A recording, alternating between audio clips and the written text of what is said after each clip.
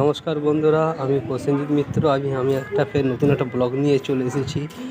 তো এটা আমাদের ডানকুনি ব্রিজ এই সবে নতুন করেছে। এই ব্রিজের উপরে চারিদিকেই পানের পিক, গুটকার পিক ফেলেছে। এমনকি আমি হাওড়া স্টেশনেও গিয়েছিলাম, সেখানেও দেখতে পাচ্ছি পানের পিক, গুটকার পিক ফেলা হয়েছে। এটা সরকারি প্রপার্টি এইভাবে নষ্ট করে দেবে সরকারি ঐতিহ্য। সেটা তো ভালো জিনিস না। যারা এইসব বেচাকেনা করছে তাদেরকে যেন জরিমানা করা হোক, যেহেতু করা আইন হয়েছে।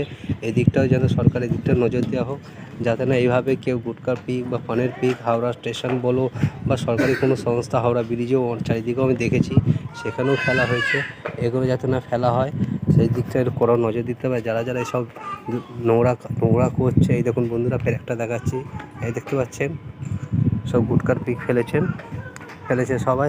এরা যারা খেয়ে ফেলছে তাদেরকে যেন জরিমানা করা হোক, আর যারা বেচছে তাদেরকে যেন ডবল জরিমানা করা হোক। এদিকটা বেশি করে যেন নজর দেওয়া হোক সরকার, আর এটা বেশি করে শেয়ার করা হোক বন্ধুরা, যাতে সরকারের কাছে এটা পৌঁছে যায়। আর এই গুটখা বলো বা পান বলো, এটাকে টোটালটাই বন্ধ করে দেওয়া হলে খুবই ভালো হয়।